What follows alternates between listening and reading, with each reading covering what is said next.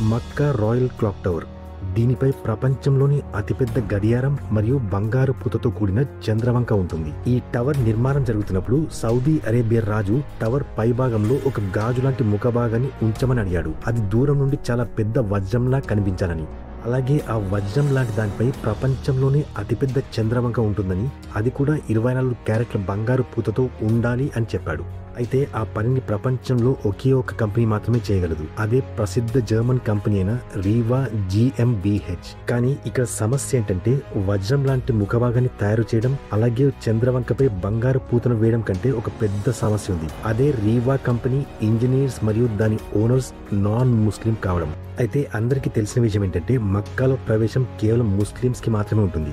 ఈ ప్రాజెక్ట్ ని చేపట్టిన రీవా కంపెనీ ఆ స్థలంలో ఫిజికలీ పనిచేయడానికి ఆటంకం కలిగించేది సౌదీ ప్రభుత్వం ముస్లిమ్స్ కి మాత్రమే ప్రవేశం కల్పించాలి అనే కఠినమైన చట్టాన్ని కలిగి ఉండడం. అయితే ఈ సమస్యకు పరిష్కారం ఎలా లభించింది? ప్రపంచంలోనే అతిపెద్ద గడియారం మరియు 2 ప్యాసింజర్ బస్సులంత పరిమాణంలో ఉన్న క్రెసెంట్ మూన్ ని 600 మీటర్ల ఎత్తుకు ఎలా చేర్చారు? అది కూడా ప్రతిసారి లక్షల మంది ప్రజలు ఉండే ప్రదేశంలో. చరిత్రలో ఇది బహుశా మొట్టమొదటి బిల్డింగ్ అయి ఉంటుంది. దాని ఆర్కిటెక్ట్ ఈ బిల్డింగ్ చివరి వరకు కూడా దగ్గరగా చూడలేకపోయాడు.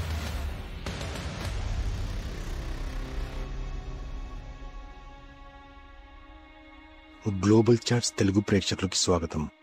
మక్కా రాయల్ క్లాక్ టవర్ ప్రపంచంలోని ఎత్తైన భవనాలలో ఒకటి. 601 మీటర్ల ఎత్తును తాకే ఈ టవర్ ఇంజనీరింగ్ యొక్క అద్భుతం అని చెప్పొచ్చు.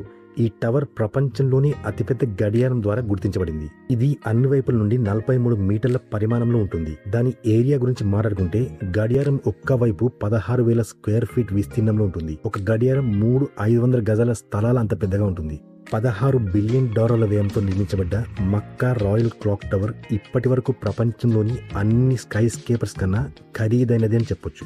దీని క్రెసెంట్ మూన్ అంటే చంద్రవంక లాంటి ఆకారంలో మానవులు నిర్మించిన అత్యంత ఎత్తైన అంతస్తుంది. ప్రస్తుతం ఇది ప్రపంచంలోని 4వ ఎత్తైన భవనం అయినప్పటికీ దాని నిర్మాణం ప్రారంభమైనప్పుడు ఇది ప్రపంచంలోని ఎత్తైన భవనం అయి ఉండేది. కానీ దాని 600 మీటర్ల ఎత్తైన ప్రణాళిక లీక్ కావడంతో దుబాయ్లోని బుర్జ్ ఖలీఫా ఎత్తును పెంచి రికార్డును తన సొంతం చేసుకుంది. అక్కడి కాంప్లెక్స్ లోని 7 స్కై స్క్రేపర్స్ హోటళ్లలో ఇది ఒకటి. ఇది ప్రపంచంలోని అతిపెద్ద మసీదైన అల్ హరం నుండి కేవలం 300 మీటర్ల దూరంలో నిర్మించబడింది. కానీ 2002కి ముందు ఈ ప్రదేశంలో అజాద్ కోట ఉండేది. ఈ కోట ఆటోమన్ ఎంపైర్ సమయంలో 1780వ సంవత్సరంలో కాబాను సురక్షితంగా ఉంచడానికి నిర్మించబడింది. మక్కా సౌదీ అరేబియాలోని ఒక పవిత్ర నగరం. ఇక్కడికి ప్రపంచ నలుమూలల నుండి లక్షలాది మంది ముస్లిమ్స్ హజ్ యాత్ర చేయడానికి వస్తారు. హజ్ మాసంలోనే కాకుండా అల్ హరం మసీదులో 24 గంటలు రద్దీగా ఉంటుంది. రిలీజియస్ టూరిజం సౌదీ అరేబియాలో 2వ అతిపెద్ద ఇన్కమ్ సోర్స్. దీంతో ప్రతి సంవత్సరం ప్రభుత్వ ఖజానాలో $12 బిలియన్ జమ అవుతుంటాయి. అందుకే మక్కా నగరంలో అత్యధిక హోటల్ గదులుంటాయి.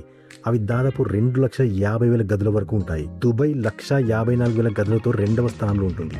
అలాగే అమెరికాలోని లాస్ వేగస్ 1,51,000 గదులతో 3వ స్థానంలో ఉంది. పెరుగుతున్న డిమాండ్ ని చూసి సందర్శకుల ఇబ్బందులను తగ్గించడానికి అక్కడి రాజైన అబ్దుల్ అజీజ్ కోటను పూర్తిగా తొలగించేసి అక్కడ కాంప్లెక్స్ నిర్మించాలి అని నిర్ణయించుకున్నాడు. 2002లో ఆ కోట కూల్చివేయబడింది మరియు ఆ కోట నిర్మించబడి ఉన్న పర్వతాన్ని కూడా నేలమట్టం చేశారు. ఈ కాంప్లెక్స్ లో మొత్తం 7 స్కై స్క్రేపర్స్ ఉంటాయి. మొదట్లో వాటిని నిర్మించడం వెనుక ఉద్దేశం హోటల్ గదుల డిమాండ్ ని తీర్చడం కోసం. ఆ తర్వాత ఈ టవర్లలో ఒకటి హోటల్ గానే కాకుండా ఇంకా పెద్దగా నిర్మించాలి అని భావించారు. ఆ తర్వాత వచ్చిన ఆలోచన ప్రకారం ఆ టవర్లలో ఒకదాన్ని చాలా ఎత్తుగా నిర్మించడానికి కారణం అది మసీద్ మినార్ లాగా కూడా పనిచేసేలా ఉంటుంది అనుకున్నారు. కానీ సమస్య ఏంటంటే ఈ టవర్ ఎత్తును గతంలో 450 మీటర్లకు మాత్రమే ప్లాన్ చేసినప్పుడు ఆ సమయంలో ఇంజనీర్స్ దానికి అనుగుణంగా పునాది వేశారు. అయితే 450 మీటర్ల నిర్మాణం పూర్తయినప్పుడు దాని తర్వాత 600 మీటర్ల ఎత్తు వరకు తీసుకెళ్లాలి అని నిర్ణయించారు. ఈ పునాదిపై ఎక్కువ భారం వేస్తే అది ప్రమాదానికి ఆహ్వానించినట్లు అవుతుంది.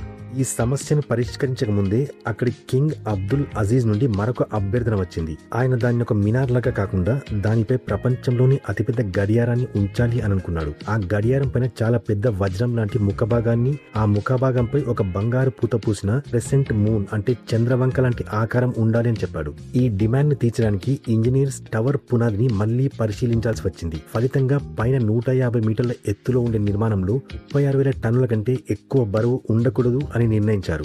ఈ క్యాలిక్యులేషన్స్ ని దృష్టిలో ఉంచుకుని ఇంజనీర్స్ మరియు డిజైనర్స్ 150 మీటర్ల ఎత్తుగల తేలికపాటి ఉక్కు నిర్మాణాన్ని రూపొందించారు. అది కాంక్రీట్ కంటే బలంగా ఉండే విధంగా చూసుకున్నారు. తర్వాత దాన్ని కాంక్రీట్ టవర్ పై ఉంచారు. ఈ నిర్మాణం కాంక్రీట్ టవర్ పై దాని భారాన్ని సమానంగా డిస్ట్రిబ్యూట్ చేసే విధంగా రూపొందించబడింది.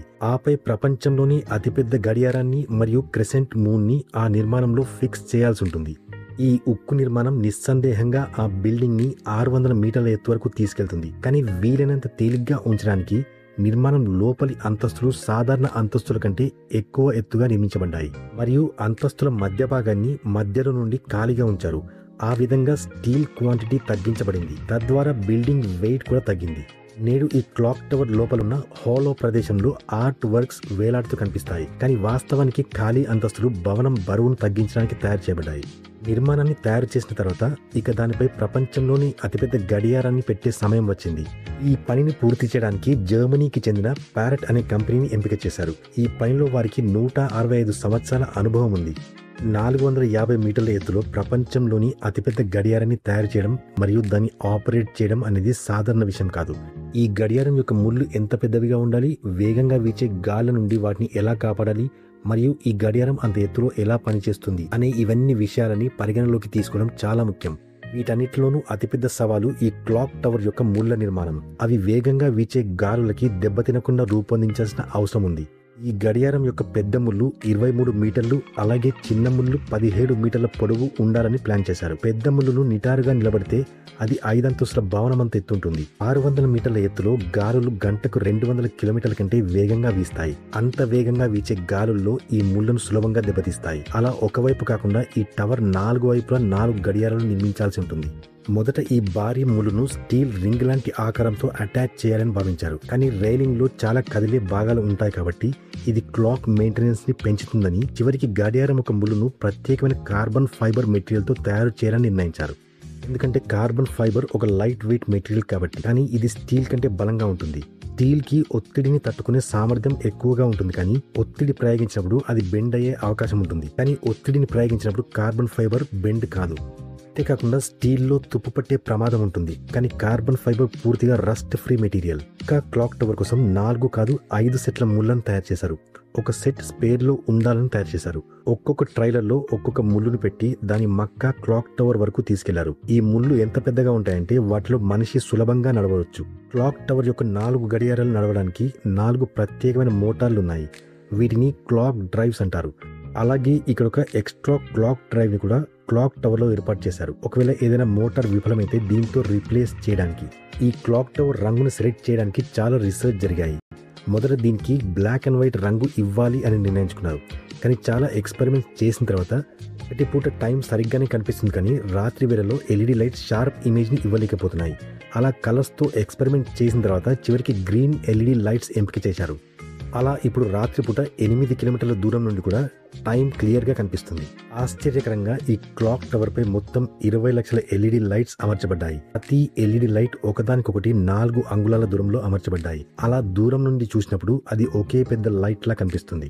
ఈ 20 లక్షల ఎల్ఈడి లైట్లను కూడా మక్కా యొక్క వేడి వాతావరణం దృష్టిలో ఉంచుకొని తయారు చేశారు. దీనికి 1 సంవత్సరం కంటే ఎక్కువ సమయం పట్టింది. తర్వాత మక్కా క్లాక్ టవర్ యొక్క అత్యంత కష్టతరమైన మరియు అందమైన భాగాన్ని తయారు చేసే సమయం వచ్చింది.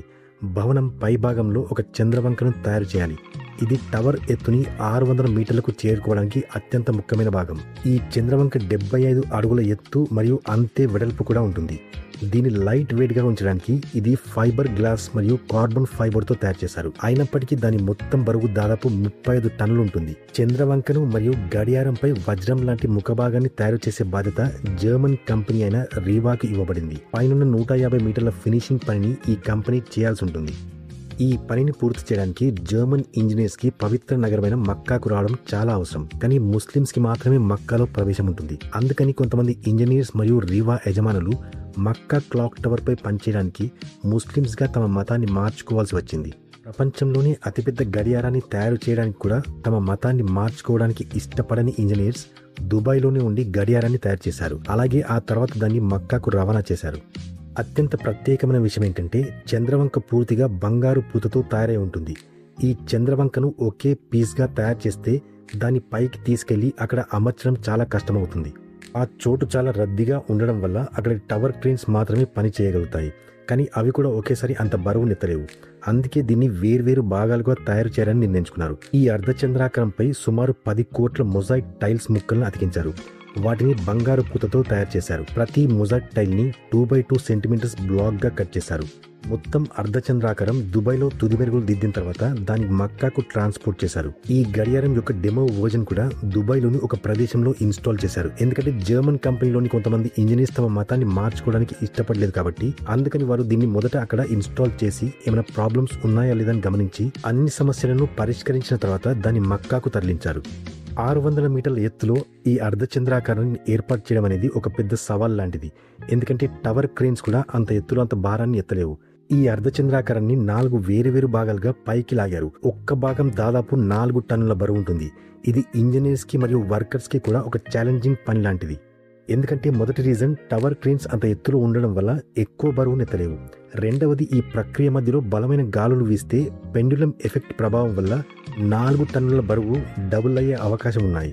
వారు భయపడినట్టే జరిగింది.